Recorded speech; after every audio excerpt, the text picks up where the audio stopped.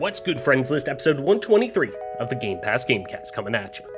Doom and Quake will always be naturally tied to each other, as they seem to offset each other throughout their long histories. But with the critically and commercially successful reboot of Doom in 2016 and its follow-up in 2020, Doom Eternal, is Microsoft looking to bring the granddaddy of arena shooters back to its glory? So, this week, we examine the new job listings available at id Software that seem to hint towards the return of Quake, and if it's possible for both franchises to coexist in the current gaming landscape. Can the legendary arena shooter become a new staple in Microsoft's catalog of franchises? We dive in to take a look. Plus, new footage from Elden Ring drops, 343 Industries shows off a new map launching with Halo Infinite, and much, much more coming up on the newest jam-packed episode of the Gamecast. Now the fun begins.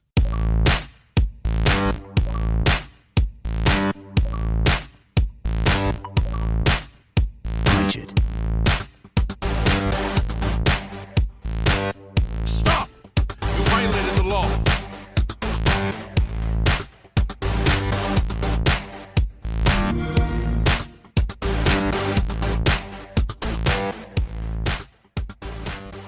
Welcome back to another episode of the Gamecast, your weekly go-to podcast for all things Xbox Game Pass, and of course PC gaming, including news, rumors, and conversation around them damn good video games.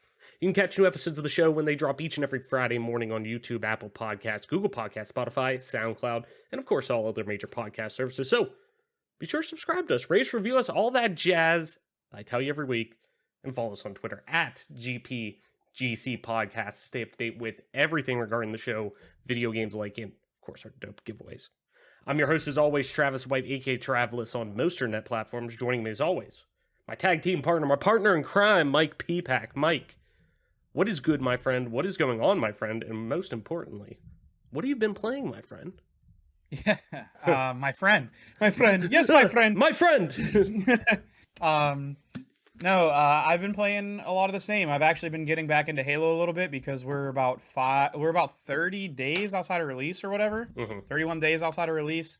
So we're getting pretty close with a tournament in Raleigh, North Carolina coming up. It'd be important for me to be in a bit of decent playing shape when that comes around. So I'm starting to get back into Halo 3.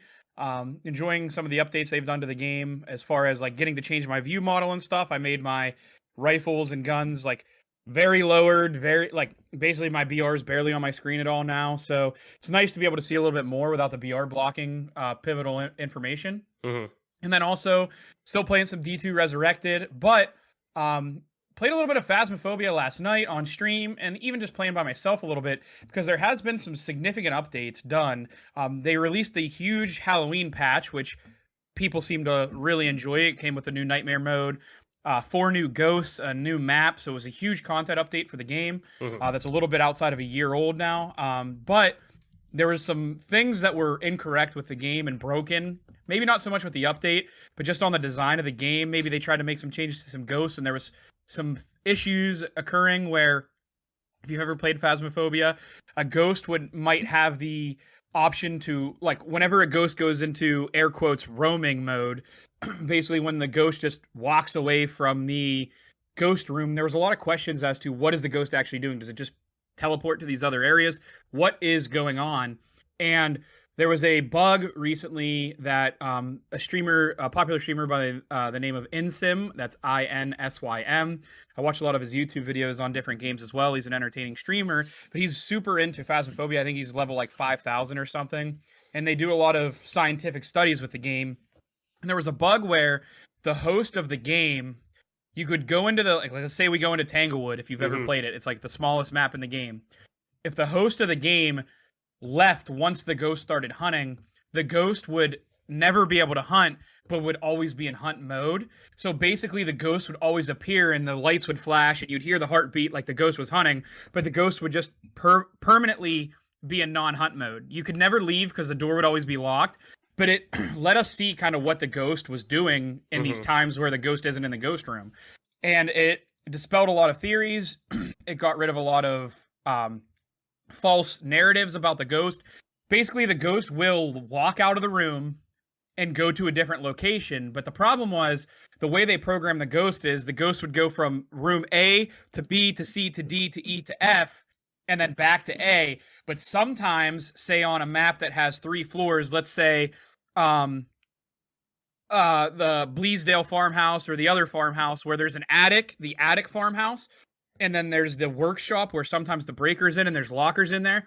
Sometimes room F would be that workshop, and the ghost would literally leave, go the whole way down to that workshop for a while, and then come back up.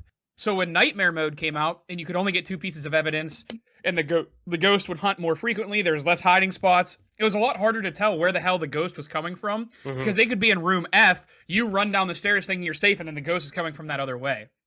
So they've changed the way that the roaming works with the ghosts, and now it makes a little bit more sense. They're going to be more in rooms right near their original room, because Asylum would be a nightmare with stuff like that. So Phasmophobia, the devs over at Phasmophobia, still going above and beyond, creating new content, creating new ghosts, creating new behaviors.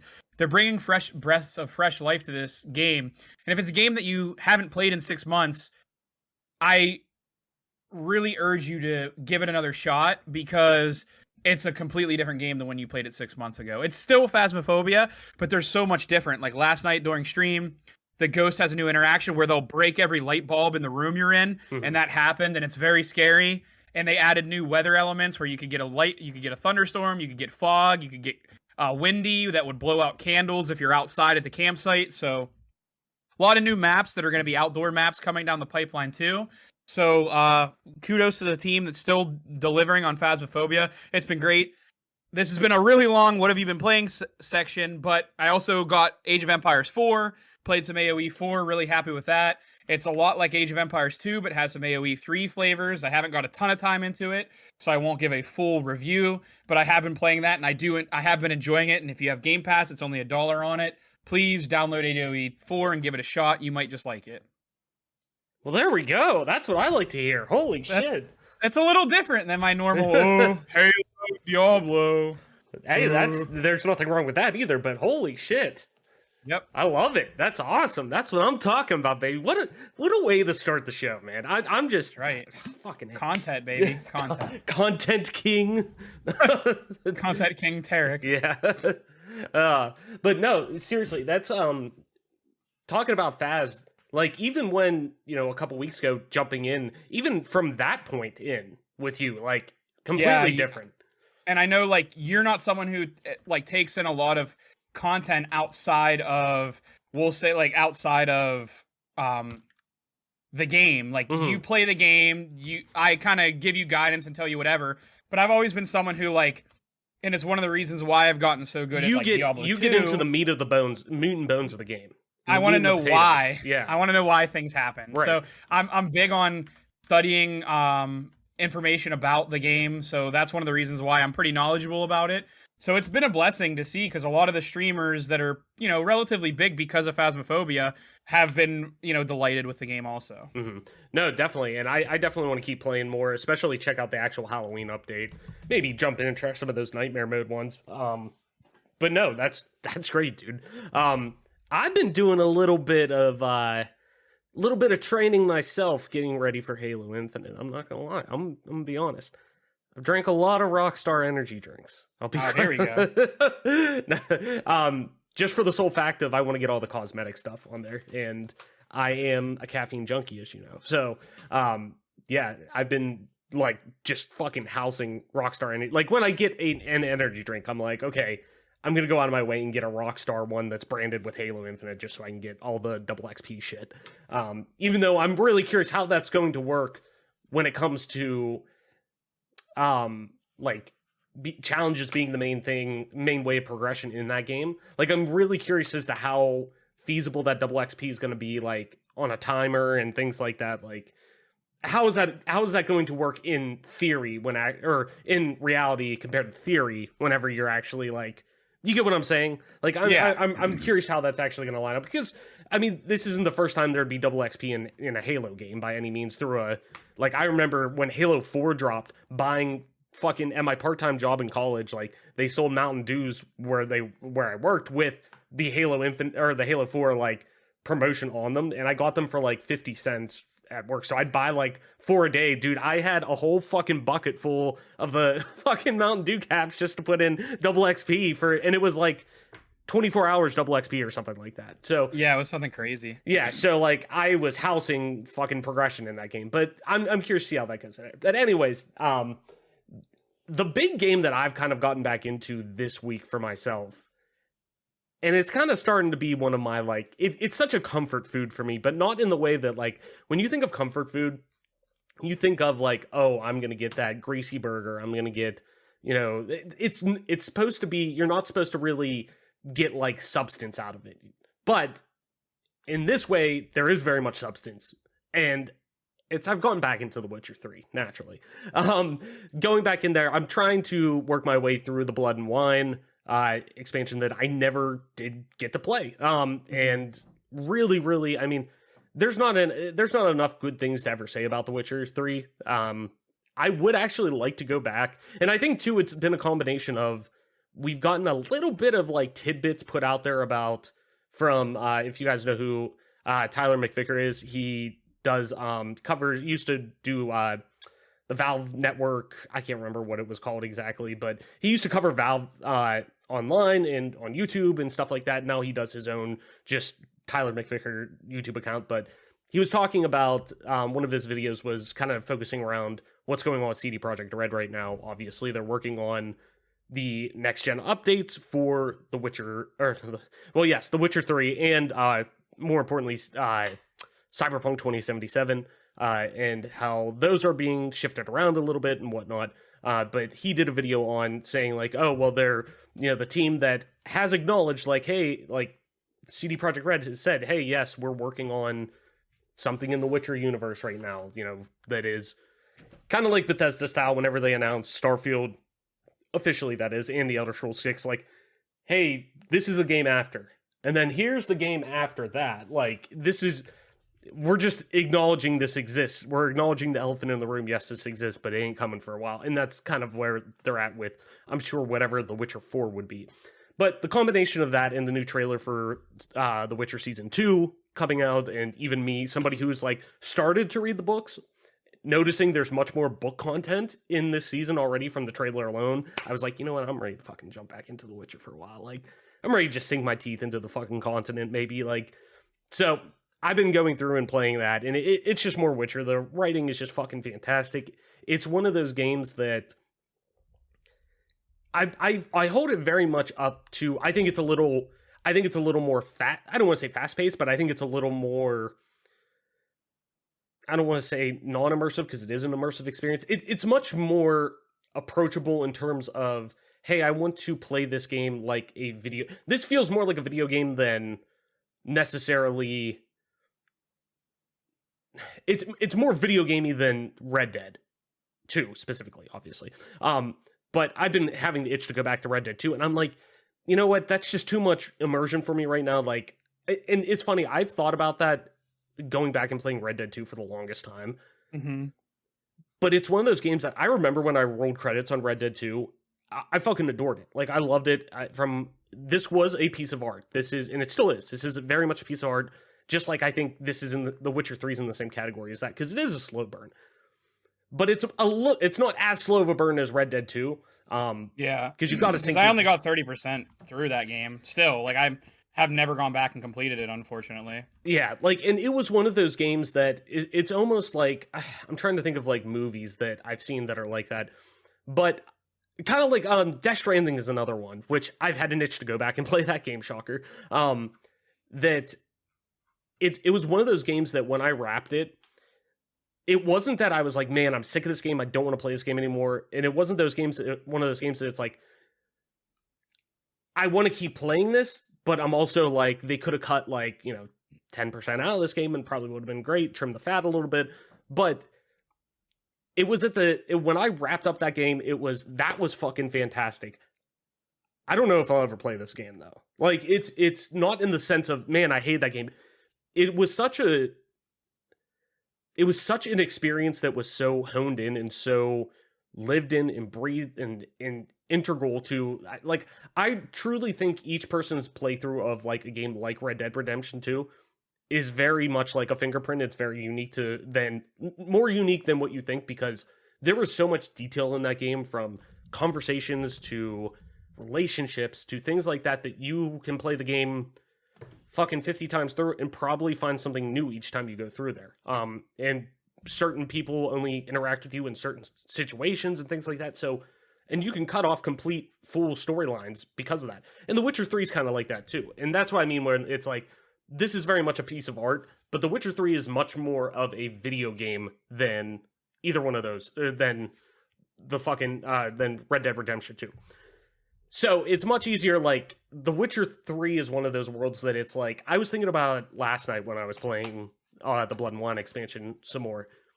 And I was thinking, like, I'm probably, like, I think in this playthrough that I'm going through, I'm at, like, 75-hour mark or something like that. Like, nothing too crazy, but, like, a nice worn-in character, a nice loosened up, like, you know, when you put your baseball in your glove, wrap it up, put it under your bed for the night and for a couple days, like, it's a nice broken-in character at that point after. And how many hours? 75, around there. That's why I can't even, like, no offense, I've heard such great things. I know I've heard other people, not just you, like, rant and rave about this game and how great it is, but I can't commit to a 75-hour experience just to start getting to, like, the game, basically. Oh, no. You know what I mean? Oh, trust me. It was one of those things, like, I've tried playing The Witcher 3 probably, like, I don't know. It probably took me 3 different times to try to actually fucking, like, hey, this is clicking. Like, I first tried playing it in fucking 2016, and it didn't click with me until, like, 3 years later, where I finally was, like, watching the Witcher series, and I was like, you know what? I want to give it one more try. I want to try it just one more time to see if I like it. And I pushed through, and I hate using that phrase. I hate using the phrase, same with, like, TV shows and stuff like that. Like, I hate the logic of, like, just push through it. It gets great. Yeah, season 1's a slog, but man, when it gets through to season 3, man, oh, it's so good. Like, people would always say that with, like, The Walking Dead, and, like, now that I'm finally caught up with The Walking Dead, like, I get what they're saying, but, like, also too, I'm one of those people that I'm like, yeah, but at the same time too, I'm not going to sit there and binge through a whole fucking season, like, back to back to back to back to back, like, just to get through to the good parts. Like, I'll take it in stride and wait, and, like, but, like, I hate the idea of, like, oh, I have to force myself through this part of something to finally get to the good part. But with The Witcher, it is a slow start, it is a slow burn, and very much I felt that way about Red Dead too, where with Red Dead, like, that first, you don't get out of the intro of that game for, like, an hour and a half, if not 2 hours. So, like, right, it's a slow burn, and The Witcher is very much the same. But once you get past that, and once you get into, people always told me, hey, just get out of White Orchard, and I promise you it's a different game. And I'm like, I mean, it can't be much different than this. Like, I feel like I'm in, like, the open world already, and this and that. They're like, you're not in the open world already. White Orchard is literally, like, 1/100th of the continent. Like, and then once you get out, it's very much like the Great Plateau in Breath of the Wild. Like, you think, oh, wow, this is a nice little, like, pretty big area to kind of explore. And then once you get off it, you're like, holy fuck, no, it isn't. You know, like, it very much like that, only on a much bigger scale. But when we're talking 75 hours into one character, that's over, like, 2 years' time. That's not that much. Like, I wouldn't have been able to sink in, you know, the first 40 hours, though, into that character, 50 hours into that character, if I didn't have, you know, if I didn't play it over, you know, the time off I had for Christmas from work, like, that I had that time where I was able to just sit in front of my computer for, you know, 5 to 10 hours a day and just fucking be a vegetable and play the game and, like, sink into it. Like, that's when these games really start to get your hooks into them. Same with, like, Red Dead. Like, I know the most enjoyable times that I had playing Red Dead was the times that I would play it on a Saturday, Sunday, weekend, whatever, where I could sit and at least get a 3 to 5 hour session at a time playing that game because I was finally able to sink into it. And that's what those games require, sink in. And I totally agree with you that it's hard to, like, I really want to actually commit to playing Persona 5. But it's 100 hours just to finish the game. That's a lot. Like, I play a lot of video games. Like, I have to, for the show, play a lot of different stuff. I'm playing a lot of different stuff just out of enjoyment, single player, multiplayer. I'm playing a lot of different stuff now to actually see from a game development standpoint on, things that I'm modeling and whatnot. Like, I have to take in a lot of different stuff for a lot of different reasons. And that thought, as a full-grown adult now with a job and a wife and stuff like that, like, that's a lot to commit. So I totally agree with you. This game is worth it, though. If you ask me, like, this is one of those games.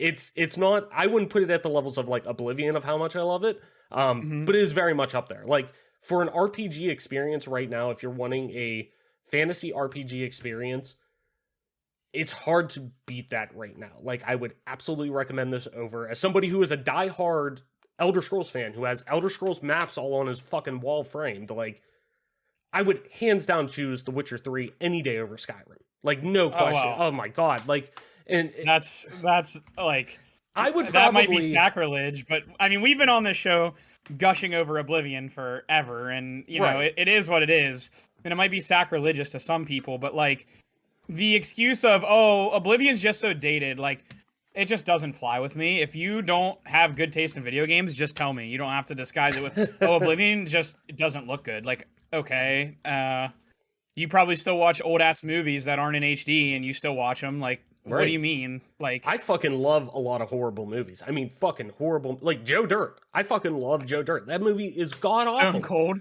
Stone Cold. My god, I've never seen a funnier movie than that, and that wasn't the point of that movie by any means.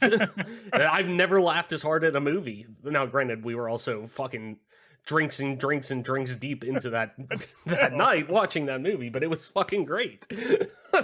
Anyways, though, no, but it's definitely one of those games that you need to sink into, and it's a game that I look at kind of as this, just a living, breathing experience I'm going to keep taking with me as I go, and it's going to be one of those games that I'm probably going to keep playing forever, until, The Witcher 4 comes out, and, eventually I'm also, too, going to go back to play when they finally get the quote-unquote next-gen, even though it should be current-gen now, version of Cyberpunk 2077. Same with The Witcher 3 too, obviously. I would love to actually play that game, so when it's fixed, let me know, because I'd love to play it. I think there's an absolutely great, and I promise we'll go into a show after this, but I truly think that there is a great game in there. It's like 90% of a great game when I played it, but the 10% was weighted so much that it really made me drag to finish. Like, the actual story, the narrative of the game is really captivating. I think it's fucking fantastic. Performances are great. Keanu Reeves is fucking fantastic. V's voice actor is fucking fantastic. Like, there are a lot of... It's classic CD Projekt Red with this world that they built, the characters that they built, the narrative, the dialogue, everything around it that makes you want to... Like, it's immersive. And they're so good at that, just building blind immersion into games that you play. And even with this game, which is very much a flawed game right at this point, it's still fucking great. Like, and how many months are we past? Like, we're almost a year. We're 11 months past launch. Like, yep. We're gonna be at the 11th month mark. I was just thinking about that the other day. It was the first time I thought of Cyberpunk in a long fucking time. That I was like, holy shit, we're almost on a year out from Cyberpunk. Like, that's fucking crazy. Anyways, though, we can talk about that at a different time. Yeah. Actually, we're going to talk about the 1 year anniversary. Yeah, I'll be like, man, is this going to fucking get fixed or not? Actually, we'll talk about Cyberpunk in Button Mash here in a second. Speaking of Button Mash, let's just head into it right now. If you're new to the show, Button Mash is where we hit you with the quick hit news of the week to get you set up before we head into our big topics for this week. So, kicking off Button Mash, we naturally have to start with Halo Infinite and Halo's developer 343 Industries. They've given fans a first look at the Streets map coming to Halo Infinite's multiplayer in a new press release.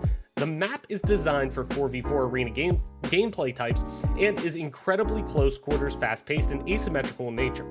Players can expect lots of short sightlines, tight corners, and verticality, which gives Streets a unique feel compared to other Halo Infinite multiplayer maps like Bazaar, Recharge, and Behemoth.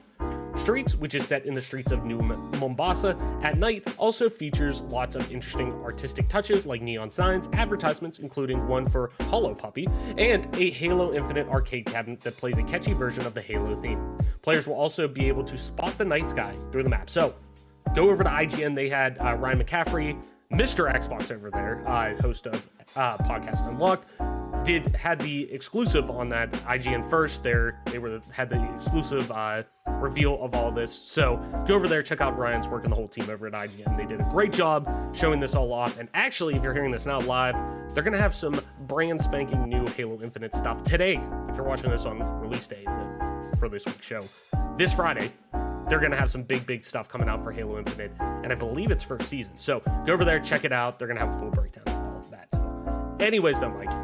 After another Halloween, if I can read it right, has come and gone with no official Undead Nightmare DLC for Red Dead Redemption 2, it's up to the modding community to save the day. A Red Dead 2 mod was uploaded to Nexus Mods on Monday titled Undead Nightmare 2 that features zombies rampaging through the game's towns and forests. Town residents have boarded up their doors and are shooting at every zombie they see. New weather and music effects have been added to create the perfect zombie hunting ambience. PC Games End linked to a YouTube video from Quarantine Gamer that shows off the mod in detail. The video shows the player breaking down barricades that townspeople have put up in different effects in the sky for each area of land. So, big reason to jump into Red Dead 2. I'm actually probably going to download that since I have it on PC. Marvel's Avengers hasn't had the warmest reputation since its launch last year, but now we've got some words from Square Enix president about its own internal reception. In Square Enix's annual report for 2021, President Yosuke Matsuda says that Marvel's Avengers was an ambitious games as a service release. However, Avengers was not as successful as the company would have liked. Quote, "We overcame a variety of unexpected difficulties in the final phase of the game's development, including needing to transition to work from home due to the pandemic. We were able to surmount these challenges and release the game, but it has unfortunately not proven as successful as we would have liked," Matsuda said. Matsuda and Square Enix would learn from its experience with Avengers and work to produce games that, quote, "mesh with the unique attributes and tastes of our studios and development teams." As a part of its second quarter's earnings announcement earlier this week, Take-Two Interactive announced that Firaxis' upcoming Marvel strategy game, Marvel's Midnight Suns, is being delayed into the second half of the next year. This isn't a massive bump as Midnight Suns was previously planned for March of 2022. Now it looks like it's somewhere between July and December of that year. In a press release, the company implied that the delay was connected, at least in part, to increases in the difficulty of making games as technology has improved. Battlefield 2042 will be getting a 10-hour trial for members of EA Play, which means if you have Game Pass Ultimate, you have EA Play, so go ahead and check that out. Starting on November 12th. This will also include Xbox Game Pass Ultimate members on console, alongside members of Game Pass PC and EA Play Pro on PC. The game had a fairly interesting open beta, sparking a lot of debate about the current state of the shooter. EA has tried to calm nerves by informing fans that the beta build was a few months old at least, but that doesn't mean that they still won't have concerns about the final product. So, this trial might be a good opportunity for a second chance at a first impression. While Call of Duty Vanguard will include a zombies mode on release day, players can try out the main quest, until sometime after Season 1's launch. Treyarch announced that the main quest wouldn't be part of Vanguard's November 5th release, or the start of Season 1 on December 2nd. Instead, new zombies content will start rolling out as part of the game's first season, with the main quest coming at a later time. Quote, "Starting on December 2nd, new zombies content and features will begin rolling out for Vanguard," Treyarch said. Players will also encounter some other surprise elements later in Season 1 that will set up the stage for our upcoming main quest, end quote. In an updated roadmap, CD Projekt Red has revealed that any further updates, including the free DLC and next-gen console upgrades, will not be coming until 2022 for Cyberpunk 2077. Effectively, there will be no more Cyberpunk 2077 updates for the remainder of the year. CD Projekt Red released an updated roadmap on October 28th. Along with the previously announced next-gen update delay for Cyberpunk 2077 and The Witcher 3, the new roadmap ends 2021 with patch 1.31, which was released in September of this year. The Cyberpunk 2077 roadmap has undergone a couple of changes since it was first revealed, with plans for free DLC in the next-gen console update planned for the second half of 2022. But Cyberpunk 2077 faces numerous hurdles, particularly on console, and many agree console performance could not compare to the performance achieved on PC. And finally, Mike, you're going to like this one. Age of Empires 4 was released to strong critical praise this past week, and it's led to a strong player count on Steam, which is certainly off to a great start. Age of Empires 4 reached a concurrent player count of 54,239 people on Steam as of 10:36 a.m. Pacific time on this past Thursday, that is, according to SteamDB. That places it comfortably above Age of Empires 2 Definitive Edition's all-time peak concurrent player count, there we go, of 38,725 people. That, of course, doesn't count the number of players playing it on Game Pass for PC or through the Microsoft Store, which Microsoft hasn't released info on yet. So, Mike, running through Button Mash, anything you want to run back before we head into our big topics for this week? Yeah, not really. I took up a lot of time with my initial jargon, but I will say, overall, it's hard for me to give a serious opinion on Streets based on the gameplay I saw, because whoever was playing it, I don't know why they don't have the pro team showcase this shit, because whoever's point of view we were watching is definitely not an overtly skilled player, but nonetheless, I'm a little concerned. Like, they're supposed to have 21 maps at release. Streets looks like another weird version of High Ground where it's not going to be competitive and it's going to be weird. I don't know if that's actually going to be the case. I obviously haven't played it. I haven't actually seen it be played. But yeah, that's my quick review of what I saw from Streets. And then also just going to talk about Age of Empires 4 really quickly for those of you out there, because I have played it. I've got about 3.5 hours into it, so or maybe even 4 hours. So I do have a little bit of semblance on what's going on with that game. There is a little bit, if you're into the competitive side of anything and you want to see if you're the best Age of Empires 4 player or you want to play in the ranked pool. I don't know if they fixed it yet. I haven't looked, but there is an exploit where there's a bug where the Mongols building bonus is like 150% on TC. So people are just cheesing and just running, like deleting their TC at home, running all their villagers up and building their TC fast as shit, like right on top of the other team. And it's not like your traditional Persian douche from Age of Empires 2 because it has 4,000 health points instead of 2. It's like unbeatable. It's like getting cannon rushed in StarCraft, but there's no way to stop it. Like, you can't do anything about it. You just get owned. So that exploit is running rampant right now with the Mongols in ranked play. So that's my only warning to you. Until that's fixed, maybe hold off on playing ranked play if you're really worried about it. Outside of that one little issue, if you're someone who's played Age of Empires 2 for a long time, like myself, over 20 years, not competitively, but I mean, I've been playing it off and on casually for so long. And I started playing it competitively a little bit more recently. The game feels eerily like Age of Empires 2 in certain aspects. It took some of the good out of Age of Empires 3, maybe a little bit too much Age of Empires 3 in it for my liking. If this is a pie or a cake, they might have messed up the ingredient mix a little bit for my taste. But overall, I've seen a lot of the Age of Empires 2 community. The professional players are pretty happy with what they got. I've seen a lot more casual players be really happy with what they got. I've seen a lot of StarCraft old heads like Artosis and Day 9 TV and those guys who are like, you're talking World Cyber Games 1998 type players that still are that have moved to Korea to be personalities for the StarCraft 2 and StarCraft Brood War scene in Korea, in Artosis, Day 9, and Tasteless case. Actually, Day 9 might live in America. Tasteless doesn't. He lives in Korea, which is the brother of Day 9. Anyway, long story short, it seems like everybody loves AoE 4. Maybe not loves, but everyone is genuinely enjoying it. So this is another thing where it's $1 on Game Pass. If you like RTSs at all, if you're into history at all, the playable civilizations are the English, the French, the Mongols, the Chinese, the Rus, which is basically Russia, and then the Holy Roman Empire is in there. And if I didn't say France, the French are in there. All have different unique abilities and reasons, like bonuses to play them. Give it a shot. It has the Art of War like Age of Empires 2 did, where it'll bring anyone who's a newer player up to speed relatively quickly. It'll teach you the ins and outs of properly aging up, properly early gameplay, bolstering your economy, countering units. All those things are in the Art of War. It has a expansive campaign. Adam's not on the show today, unfortunately. I know he's been digging into that a little bit. But again, a very good release from the team over there. They've done their work. They've produced something that's quality, and I'm happy for the Age of Empires community because, quite frankly, the guys that the guys like Viper and Hera and MBL and Jordan and all the guys that played AoE 2 professionally. They recently went to Germany for a Red Bull tournament, Red Bull Wololo Kingdoms, where they actually had a LAN in an old German castle.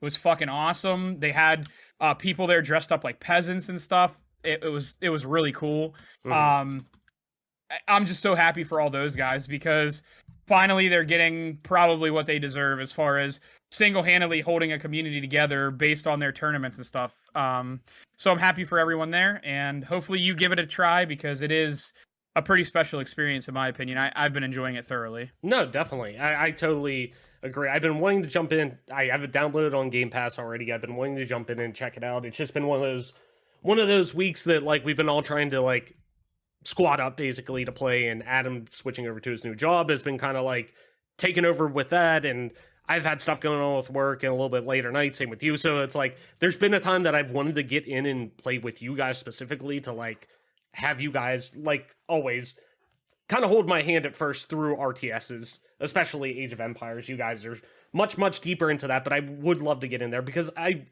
just like you said, I've heard nothing but good things from pretty much every community involved with this game, whether it's Xbox fans in general or Microsoft fans in general when we're talking about Game Pass or whatever. The actual quote-unquote hardcore RTS community seems to really be accepting it and saying, yes, this is, this is a good step forward for what we need right now, in general at least. So it just seems like it's being, actually getting a lot of the, up and coming it deserves. Because this is a franchise that is really pivotal to gaming, to especially PC gaming and the RTS genre. And anytime we can get RTSs are typically outside of, StarCraft and Warcraft from back in the day, like RTSs have been a genre that I typically don't play a lot, but admire from a distance. And I want nothing but RTSs to succeed because there is so much skill and so much thought that are put into those games and the minutia of those games, the meta of those games that, it's really great when you do see one actually catch on and really kind of take over a little bit. So, like you said, cheers to everyone who worked on AoE 4, everyone who's playing it, the community who's stuck by that franchise for a long time. It's a big time for them right now, I guess I should say. But anyways, Mike, let's head into our big topics for this week. And we got a couple cool ones. Just kind of, there's one bigger topic. The other one I just want to kind of hit on real quick, but we'll start off with the bigger one of the two. And I think it's really interesting because we are in a very, very transformative point in Microsoft's history when it comes to gaming, obviously, not to mention, launching really still in the first full year of launching these brand new quote unquote next gen systems, now current gen systems, bringing all of these new studios the past couple of years, one of the biggest moves in gaming ever, acquiring Bethesda. And with that being said, there's been a lot of talk about really, what are some of the next big franchises for Microsoft? And one that kind of keeps popping up that I think a lot of people aren't really kind of focusing on, and that a lot of people not a lot of people, I should say, but a lot of eagle-eyed people caught on relatively recently this past week, that we might have an idea of what is going to be one of those franchises that Microsoft might be looking at. And it comes way of our friends over at id Software. Of course, Doom that we're talking about, but a franchise you might not have thought about in a while, possibly Quake. So let's jump into it, Mike. id Software hiring staff for, quote, long-running iconic FPS. This comes from Jared Moore over on IGN. As always, link in the description. id Software currently has a number of job vacancies open at its Dallas offices, where the studio is hoping to hire new staff members to work on the development of a, quote, long-running iconic action FPS. The open positions can currently be found listed on ZeniMax's website, as well as stating that the developer is hiring staff to work on already existing IP. A number of vacancy posts on the site may also provide further clues as to what that might be. Listed under the job description for Skybox Artists, the studio says it is looking for someone to join its existing team to provide, quote, AAA quality sci-fi and fantasy environment visuals or vistas in skyboxes. While it has by no means confirmed what franchise the staff will be working on, its reference to a sci-fi fantasy aesthetic could suggest that the studio is looking to begin development on a new Doom entry. Alternatively, the gothic industrial look of Quake could also be considered within the realm of sci-fi and fantasy. Doom Eternal, id Software's last entry in the Doom series, was released last year and fared well amongst critics and fans alike. Feel free to check out IGN's review of the game, of course, where it was awarded 9 out of 10. While the strong critical reception could be enough to speculate that the studio may be returning to the series again for a sixth Doom, there are also a number of factors that could get Quake fans excited too.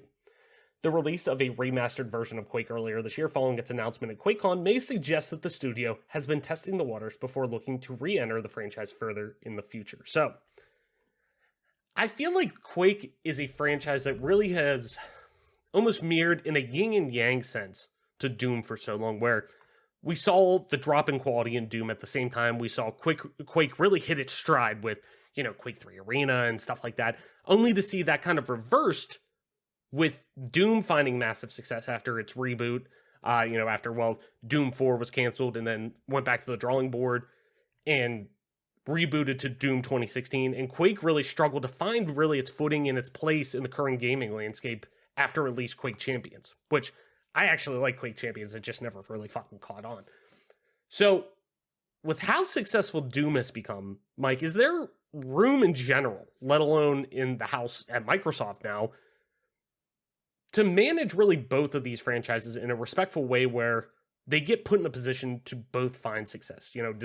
Does Quake have the power to become a tentpole franchise for Microsoft, if we're even thinking that, specifically on PC, with how ever-growing the popularity for PC gaming has become? So where do we really stand with Quake right now, with it kind of being this massive success for so long to only kind of be pushed off to the side a little bit and really kind of not see anywhere, for it to go right now? So what are your thoughts on this, Mike? Yeah, Quake is a very curious case because you're very right. In fact, I think, was Quake originally designed as like a mod of Doom? I can't remember if it was sort of like how CS and Half-Life. It's like one came. I'm pretty sure. Obviously, I think Doom came first, and then Quake came after. And I think it was, if I remember correctly, or is it the other way around? It has to be Doom first because Doom was out on like floppy disk on like Commodore computers. I think it was a modified version of the.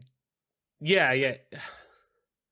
I'm looking it up right now because I thought it was that it was running on a modified version of Doom's engine, like Doom 64's engine or something like that they updated and then changed it into the Quake engine. I can't remember though. And there was another game too that was like built on the Quake engine that became really fucking popular, and I can't remember which one it was. But anyways, though, yes, they went hand in hand considering they were both id Software, properties. They're like intrinsically tied based on that, or intrinsically married based on that. But nevertheless, I see Doom 16, which I might be the only person that felt like this because I'm someone who like was super excited for the Unreal Tournament reboot, and then obviously it got the axe. Who genuinely enjoyed the multiplayer experience from Doom 2016 because it felt as close to Unreal Tournament like I was going to get to a newer Unreal Tournament. And I feel like Doom 2016, obviously, they didn't do much with the multiplayer after release. And then they even scrapped the multiplayer for the new Doom, right? So you have them completely turn their back away from multiplayer in a landscape where it seems like everyone is like basically building games from multiplayer and battle royale, which is curious because what has Doom done to be overtly successful with just a campaign?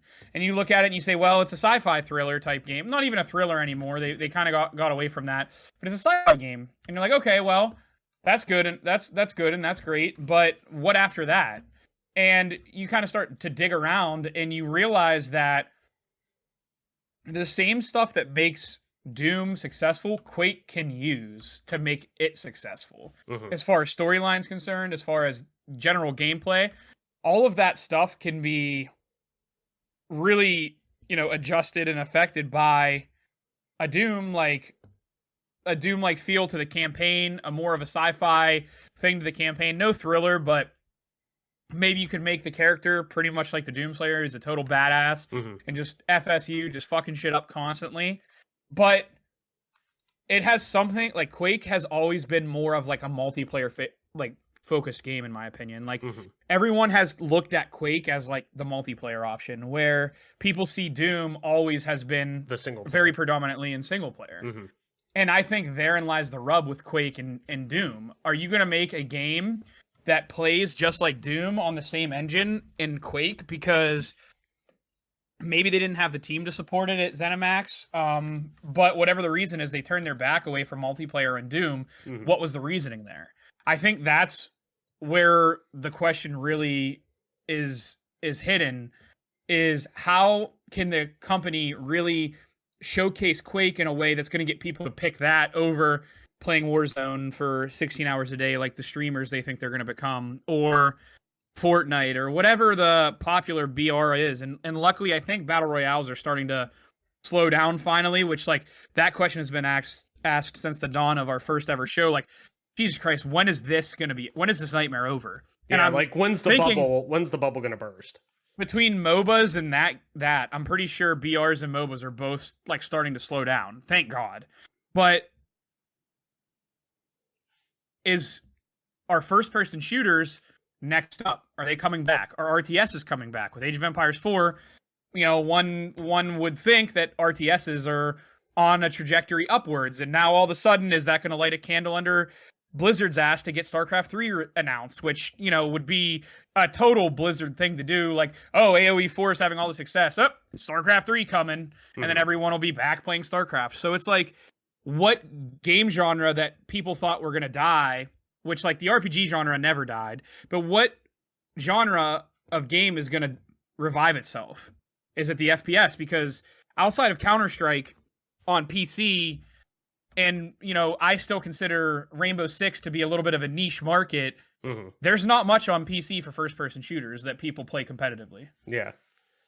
And even casually. Like, people aren't going to... not many people I know boot up Counter-Strike and say, I'm going to play, 2 matches of Counter-Strike today, and I don't care that I'm Silver Nova. Or I don't care that I'm Silver 2. I'm just going to get on and play Counter-Strike because I want to, damn it. Because Counter-Strike is, the perfect example of, what professional esports is compared to your common everyday shit. What's it like when you go to play a pickup basketball game? I remember going to Mike Collins's in West Virginia and playing at Mountain Valley, where they have where he lived in an apartment, they had an indoor college-sized basketball facility. So, you get there, you get 5-on-5. Great, you got 5-on-5. And then, me and Mike and one other guy are like, oh, let's just play half court. Then there's the 6 heroes that are like, oh no, we can run full court. It's like, bro, the college court's a little bit bigger than your high school court, man. It's pretty big. Right. And they're like, oh, we're fine. And then after 2 possessions, no one's getting back on defense. People are just jacking up lazy threes, and it's just not a basketball game. It's just shooting around. That's like Counter-Strike is until you get to the higher levels. So people that are silver and gold don't really want to just sit there and they either A, don't want to grind to get better, B, can't get better for whatever reasoning. They're definitely not preparing themselves and studying the game in the correct ways to get better if you're stuck in those ranks. But you watch the major that's going to be going on while, pretty much when this is released, there's going to be major games going on at 9 a.m. on Friday because they're in Sweden.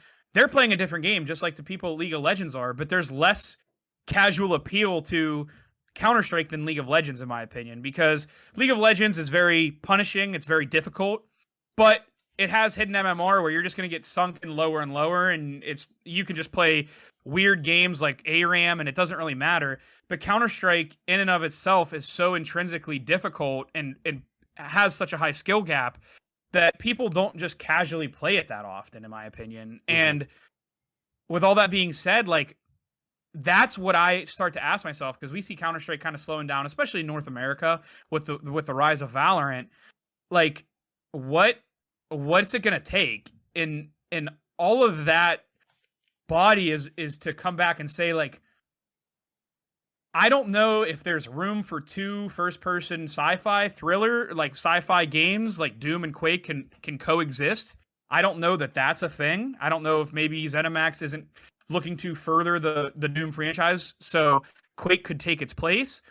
But if Quake's going to come in as a multiplayer fixture only, which is like not that crazy to think of that would be like the main point of Quake, where does it fit in the landscape? What drives the player base? Because whether people like to admit it or not, like esports is a huge driving factor for pretty much every FPS. Like whether kids play Call of Duty, Halo, Warzone, like they watch Ninja and Tim the Tatman and Doc and Nick Merckx and all these guys and Shroud play these games that, you know, most of those guys are pretty solid because that's their job. They play video games. Like, you know, these kids see these players and then they look at the CDL teams and they try to play in the COD Pro League and they're like, it's going to take a lot of work to become professional in Call of Duty.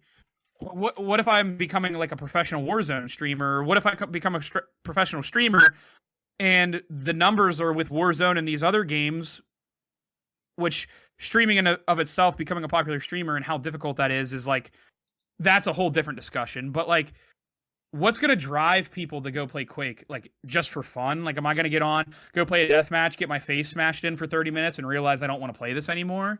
That's where I start to like have serious doubts and questions about Quake's existence in the universe of gaming right now. Yeah. I just don't know if there's room for Doom campaign and Quake.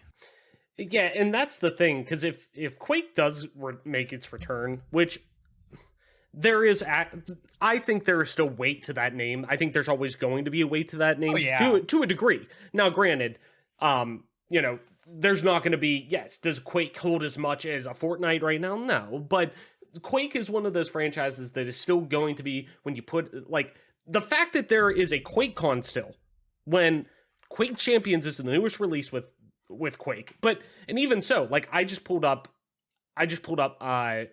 Quake Champions on my Steam account, and just looking at the community hub right now, there are, I want you to guess how many, this one hits home a little bit, how many people are in game on Quake Champions right now? 3,000? 412. 412? Yes, in game currently. Yeah, that is the point. And the game is in early access still, supposedly. Yeah. Wasn't there like esports with this too? Yeah, there was at one point. I remember at E3 they talked about it once. There was a Halo Pro from Halo 5. He wasn't a pro in any other game, so I don't know if you count him as a Halo Pro or not. But he like left Halo because Halo was dying, and he was a pro Quake player for a little bit. Now Quake's dead, so he's coming back to Halo, and it's just like, what is the incentive for me to, like, old heads love Quake. Like, there are people who started playing Quake in 98 or whenever the fuck it first came out. Yeah. Like, they ride or die Quake. And that's great, because I consider myself as someone who's like almost like a ride or die CS guy. Like, I've been playing it since 2002 probably myself. And I still play it to this day, even though I play CSGO. Like, there's people out there that are ride or die Quake, and they're old heads that are 40 years old that when Quake, the new Quake is full released, or if a new Quake comes out, their asses are going to be out there playing it. You know what I mean? Right. No, definitely. And that's what, even looking, like, I just jumped over to SteamDB to pull it up right now. Like I said, 412 players right now, concurrent players. The 24-hour peak was 683. All-time peak, and this goes back from 3 years ago, only 17,000. And we played that, right? Did you and I play it once for a little bit? It's fucking fun. Like, there's nothing, like, Quake's fucking awesome. When you have a group of people to play Quake with, it's fucking fantastic. I even, like, for shits and giggles, I just started downloading it again. Granted, just because my internet's fast enough that I can fucking download it and not really worry about it. But, like, my thing is, it seems like it doesn't have, it seems like it wanted to dip their toe into the water, not only with Quake in general, but also to multiplayer for them in general with Doom 2016. They wanted to just see, hey, let's see how it works. Let's see what people think about this. And like you said, it was fun, like, for what it was and whatnot. But after, like, it never really caught on. It never caught on like I think a lot of people wanted to. And maybe what even id thought it would, but id saw the response to the campaign of Doom 2016 and clearly was like, people fucking love this. They're not, they think this is okay, but they're really gravitating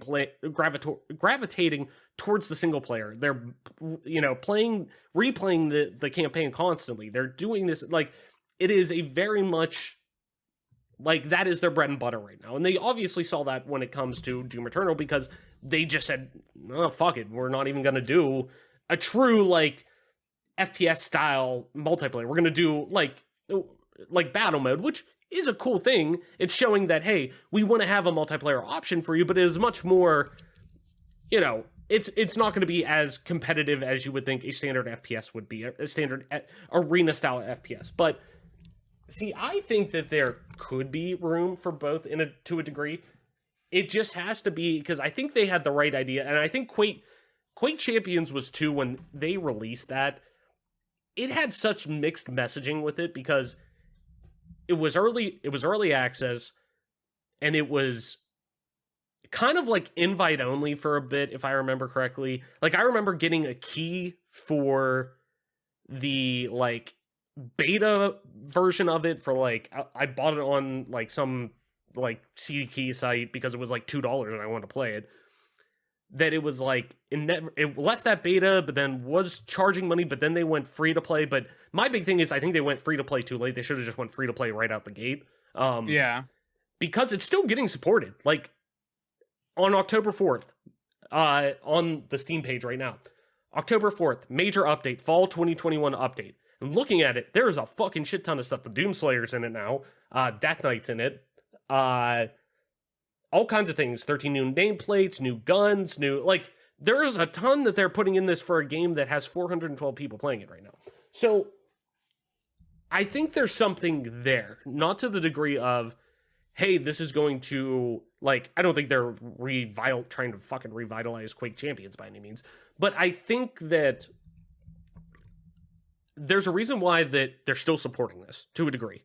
There's a reason why I truly think they just remastered Quake and put it out again fucking 3 months ago or whatever it was. So, to me, there is a reason that I truly think that we haven't heard the last of Quake in terms of Microsoft and their relationship and what they have planned.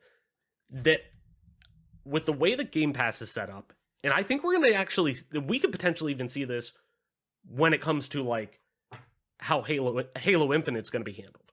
Like, I think we're going to see a really big first at bat for this kind of model where, hey, you're going to have, you want the multiplayer of Halo? That's great. It's free to play. Anybody can play it. Anybody can jump on. It's free. You don't need Xbox Live Gold, yada, yada. Like, it is free to play. Go ahead.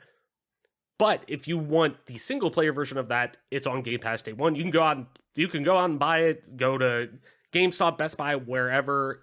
Digitally, you can get it wherever. Amazon, through our store. Like, it's right there. You can get it.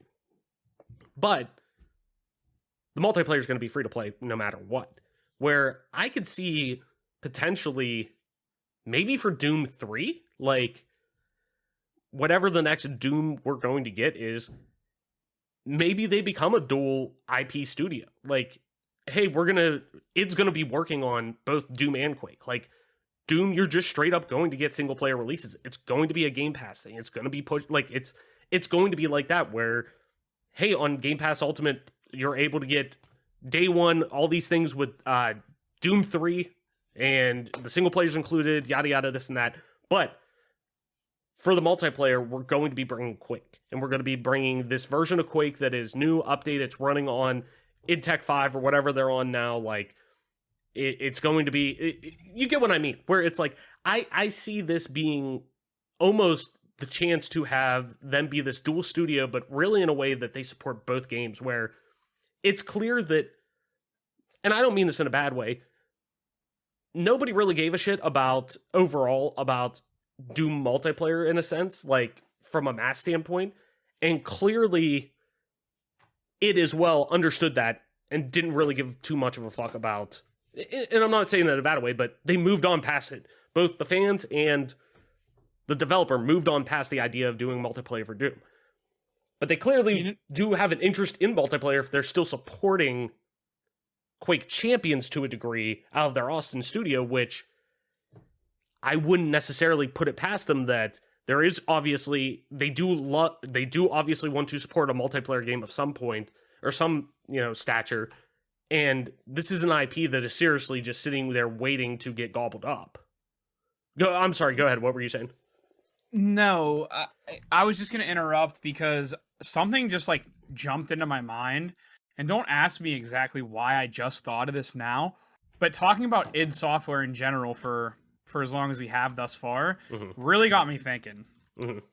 And the other thing I was thinking about was with Doom's success, why would it be... I mean, Quake does seem reasonable, but they have a game that's in, beta or early release technically with Quake Champions. Why not, let me take a look really quickly before I make a fool out of myself. Hang on. I gotta Google this real quick. Dun dun dun dun dun dun dun dun dun dun. Never mind. I think I was thinking. Hold on. The game I'm thinking about is Wolfenstein, and I know they're coming out with Youngblood, right? That already came out. So it's kind of got bad reviews. That came out in 2019. Yeah, and we haven't gotten a new Wolfenstein in a while, and they're made by id Software. Well, it's made by Machine Games, but I know it had helped at one point. But I believe the let me double check on it. Yeah, it does run on id Tech. So yes, it is. You're right that while id themselves didn't develop it, Machine Games is using id Tech. They're using the id Tech engine. So yes, in a roundabout way, yes, you aren't wrong by any means that it does have a hand in this in some way. And they very much play in playing somebody who is a fan of the newest iteration of the Wolfenstein games. They do very much play like you would feel like an id Tech game would play. Yeah, because the only game that came to mind for me was Wolfenstein Enemy Territory, which is what me and Mark and Cam used to play a long time ago. But that's the only other game that really makes sense for id Tech for me. Yeah. But obviously it's not being made by id, so there you go. Yeah. The more you know. I'm really curious to see what else they're working, because at this point now we're looking at how many studios for Xbox Game Studios. It's 23, something like that.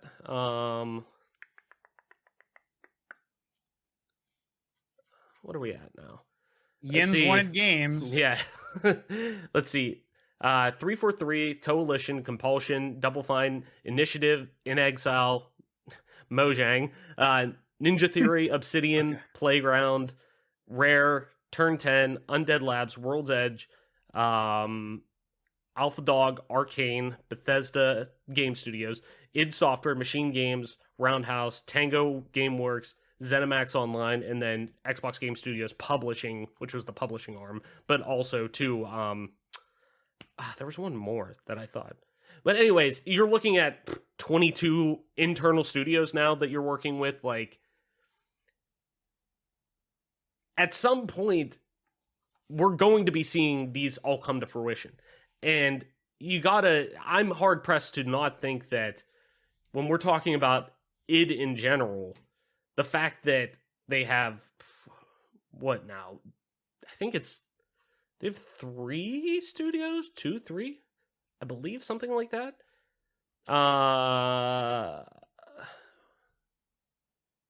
We're kind of all over the place with this episode. So you're gonna have to... happens. Y'all are gonna have to deal with it, of us. Shit happens. This is a research episode. We'll give it that. How about that? There you go. id Software. Yeah, because why would you do research before the show? That gets rid of all the fun. Yeah, what the fuck? How am I supposed to plan for my mental? I know there's gymnastics. There's the Austin studio. I think it's just 2, Austin and Richardson, Texas. The main ones were Richardson, but Austin was the other one. So you gotta. It's hard pressed to think the amount of development support that these 22 studios have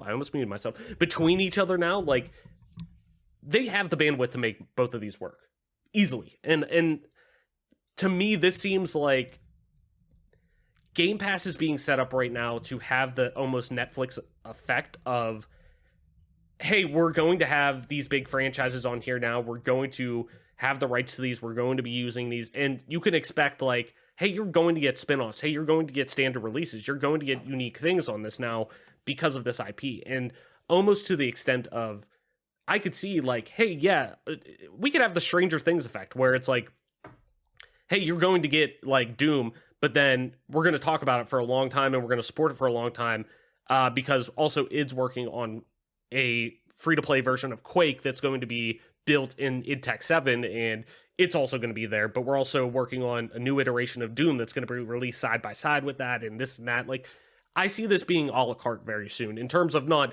necessarily the, you know, in a, hey, we're worried about quantity over quality, but to the extent of there were much more, I think there's more kitchens available.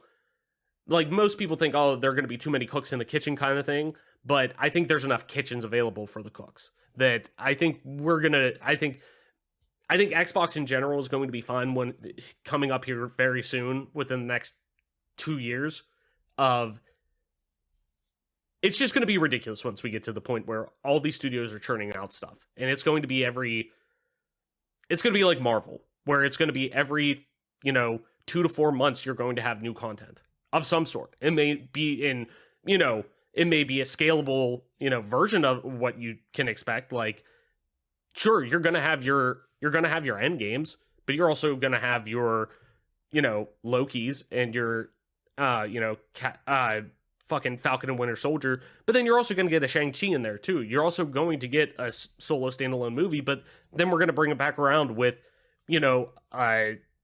a Halo Infinite that's going to be considerable to a new Captain America movie. Like, it's going to be that where we're going to get that amount of content, and it's not going to be, hey, we're oversaturated. It's people just want more and more at this point. And I really think Xbox is kind of gearing up for that in a really positive way. And I can see them needing another free-to-play multiplayer thing too. And I hate to say this because I think it's going to be overall positive on a grand scheme on when we're looking at the grand populace of who plays this game. But I mean, what if fucking Halo Infinite sucks? You know what I mean? Yeah. You know what I mean? From a free-to-play standpoint, like, they're always going to have a fan base with this. They're going to support this. I'm not worried about it failing, but they need a backup plan for an online multiplayer free-to-play first-person shooter, because that is, Microsoft is very much known for their first-person shooter, like the first-person shooter being very intrinsically tied, at least on console, to Microsoft. And now it's starting to get with PC too. So I'm really interested to see what this looks like. I definitely can see there being room for both, in much more of a, hey, Doom's going to be a single-player experience, Quake's going to be our multiplayer experience. So between the two studios, plus all the support they have now, I would love to see id Tech be used on within, because it's such a scalable group, of technology. id Tech 7 especially, it's so scalable. Like, we've seen it work really well with porting it to various things, especially like the Switch and stuff like that. I would really like to see how that's implemented. That technology is implemented between different studios, and even especially with, Xbox, like xCloud and stuff like that. So anyways, Mike, I can go on all day about this shit, just theorizing. But let's move on to our last news article real quick before we get too long in the tooth here. And we're going to talk about some Elden Ring. So it's finally, for the longest time, it was one of those worst kept secrets in gaming, finally revealed in 2019. Then we don't hear anything. We literally don't hear anything. It's the only thing people want to hear, because Dark Souls fans and Soulsborne fans are diehards and lunatics, and I mean that in the best way possible, that they are ravenous in such a positive way for this series that finally they're like, after 2 years, please just give us something. And luckily, Jeff Keighley gets to promote this game this past summer, gets to reveal it at his Summer of Games Fest, and get to show it off in his kickoff live. And now we are very, very close to Elden Ring in the grand scheme of things, even though it got bumped to February. But that's okay, because we just got 15 new minutes of gameplay. And me, somebody who is not a Dark Souls, I shouldn't say that. I'm like a pseudo fan. Like I've been playing my way through Dark Souls Remastered for the longest time. Like I'm eventually going to finish it one day. Like it's one of those, I appreciate it from afar, but I do want to I really want to try. But for once, a Souls game has me very interested. Like I might buy this at launch kind of thing. So anyways, though, we got 15 minutes of new Elden Ring gameplay, and Ash Parrish over at The Verge has a really good write-up on it. So let's jump into it. Link in the description. Go over there and support Ash. Elden Ring, the newest Souls game from Software, was featured in a live stream event showing off 15 minutes of new footage, the biggest chunk of gameplay we've seen yet. The preview debuted some exciting, never-before-seen features like item crafting and a very detailed world map, while also giving us a glimpse of what's sure to be a crowd favorite, the Spirit Horse.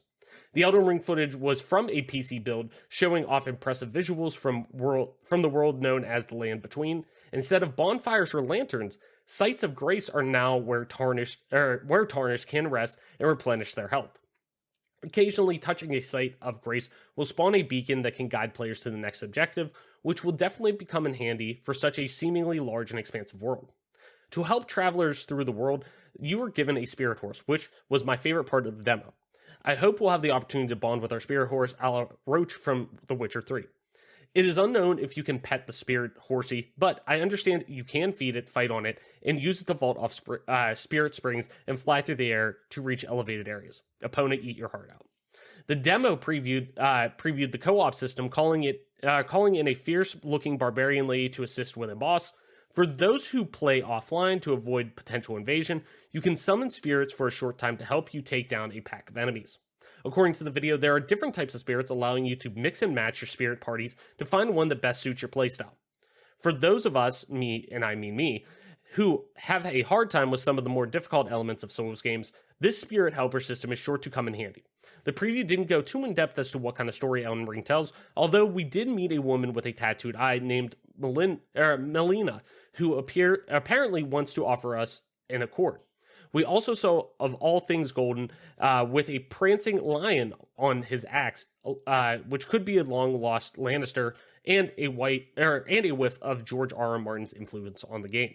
The preview ended with a brand new trailer and the reveal of the collector's and premium edition of the game, which was spoiled earlier the day by commercials on Twitch.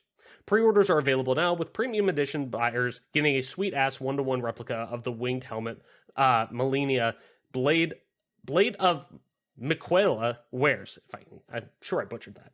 Elden Ring hits PlayStation, Xbox, and PC on February 22nd, 2020. So, Mike, now that we're finally starting to get good looks at Elden Ring, it's starting to really show this evolution of From Software's formula that has been so beloved by so many people for so long, and really what the next gen era of their games could really look like. So, as somebody who typically doesn't play Souls games, me who rarely play Souls games, do you think this open world model, one obviously, or open environment, whatever you want to call it, now that they're kind of shifting towards an open world experience, do you think it could fit the Dark Souls model? Is it something you have now kind of like maybe a potential interest in kind of thing?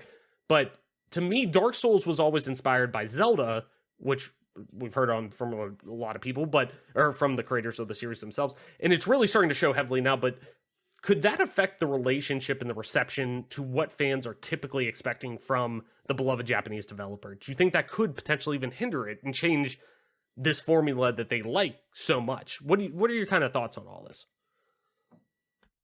Yeah, it's all kind of interesting to really think about when it comes to this game, because George R.R. Martin's writing this game, and then all of a sudden he's not, and it's just like there's a lot of question marks when it comes to this game. And I think whenever someone like George R.R. Martin gets tied to your product, there's an elevated sense of expectations with it, whether it's justified or not. It's just the nature of the beast.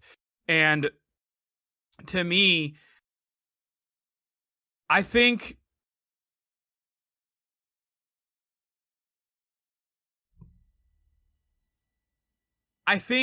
whenever you go into a game like this and you hear that the creators of Dark Souls are making a game there's going to be hardcore Dark Souls fans that are going to be wanting another Dark Souls experience. There's no way to get around that. That would be the same as, if the developers of Ninja Gaiden, made a different game that wasn't going to be a ninja game. Like, whenever I play Ninja Gaiden Black, whenever I play Ninja Gaiden 2, whenever I have never played the third Forgotten Child that should have never existed, I wouldn't think that a new game coming out made by them that plays similarly would be, completely different, or at least I would think would play similarly, because open world is a lot different than what the Soulsborne games are normally.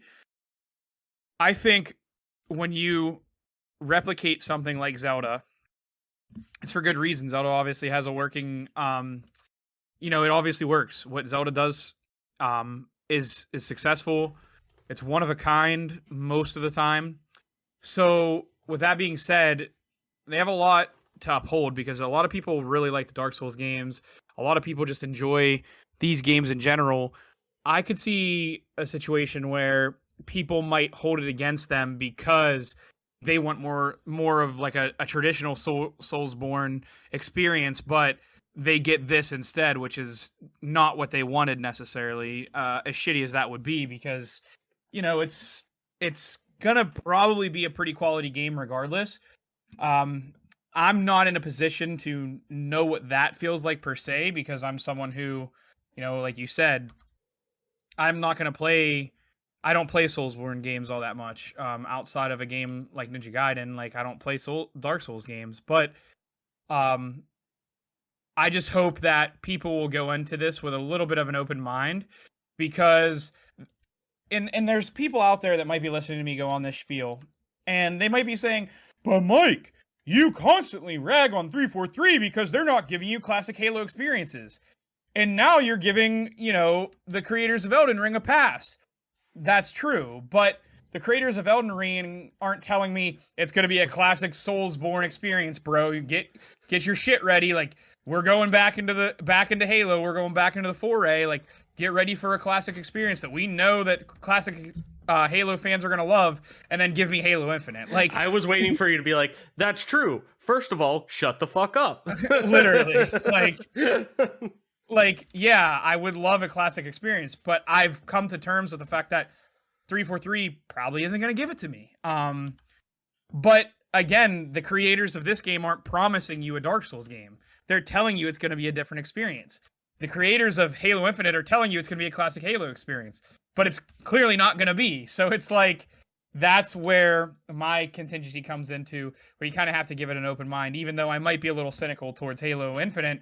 But don't tell me it's going to be a classic Halo experience and then not deliver it. Just tell me it's not going to be, and that way I won't think, oh my god, I can't wait for Halo Infinite because it's going to be like the olden days. Like, that's just ridiculous. Mm-hmm. At least they're not promising you a Dark Souls 4 or whatever. Yeah, and I think the evolution of it really is, I don't want to say wanted, but if you ask me, and maybe by all means, I'm probably, what's the word I'm looking for? I don't want to say ignorant, but so many people are like, oh, each of these games play so differently. It really is, and very much so. I'm sure. I'm not, discounting that. But the basis, the nucleus of all these games are very much the same. Sekiro, Dark Souls, 1 through 3, and even those I know that there's differences between the three of them.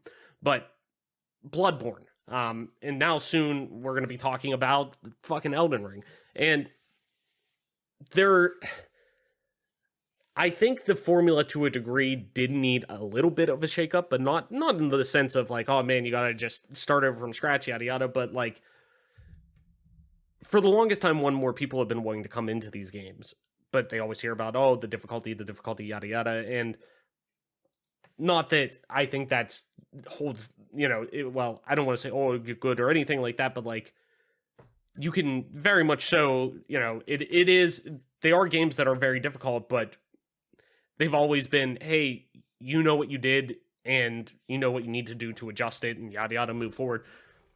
I definitely think, though, that this is a formula that is ready to take on something new, and I definitely think that's why people were so adamant to see more of it, and adamant to get their hands on it for so long, because not that they think, oh, this is going, the formula stale by any means, but it is very much like they're ready to just keep seeing more of what they make. And I think really now that we've seen so many games really find new audiences, new identities, even like Breath of the Wild with Zelda, like God of War 2018, like we're hopefully going to see with Halo Infinite to a degree. Like, we're starting to see more new iterations of these games, but still feel like the old games themselves. So I definitely think that Elden Ring set up to have that evolution for Dark Souls, but not in the sense of like, hey, we need to do this. Because a lot of these franchises needed to do this to survive. Like, they need, hey, let's wipe the slate clean. Let's try something new with it. Let's shake it up. Let's shake the formula up a little bit.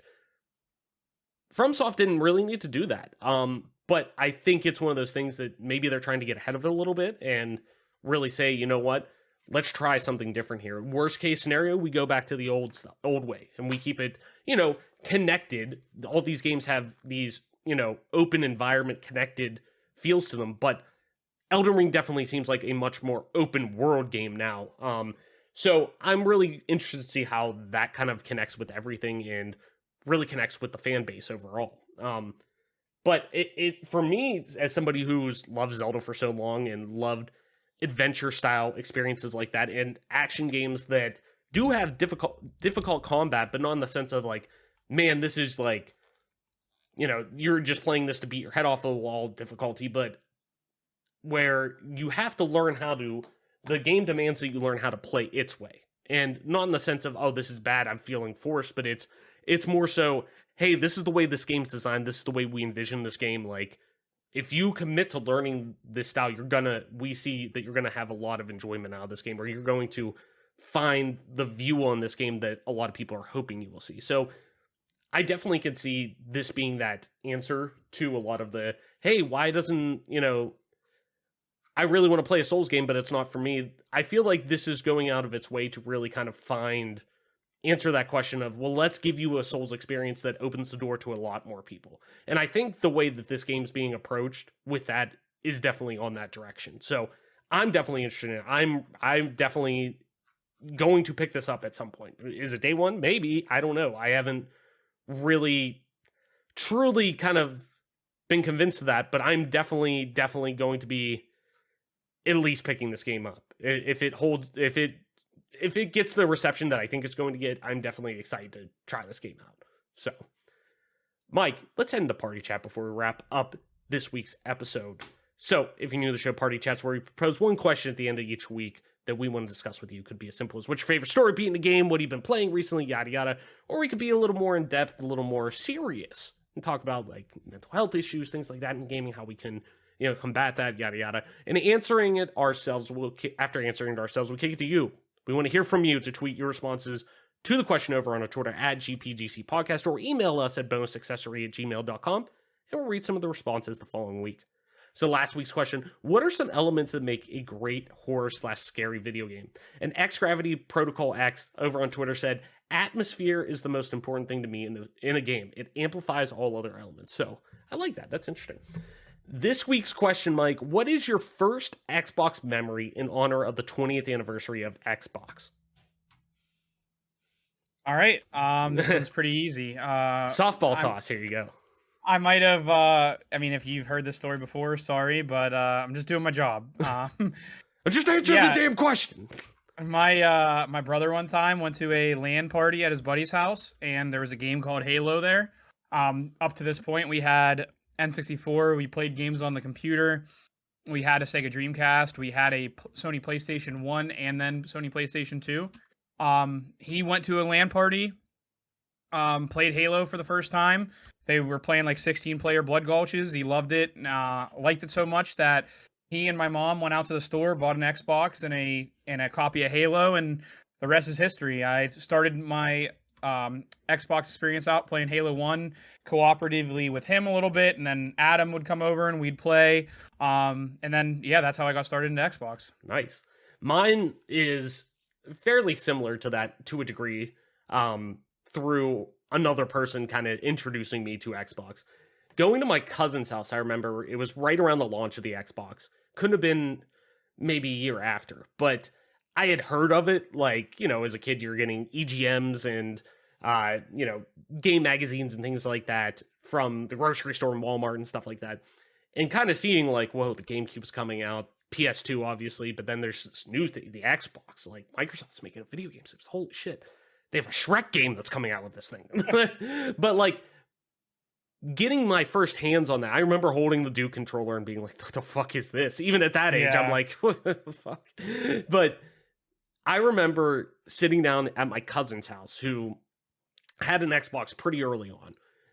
And I can't remember if it was the first or second game we played, but I remember the first time ever playing an Xbox that first day, playing Morrowind.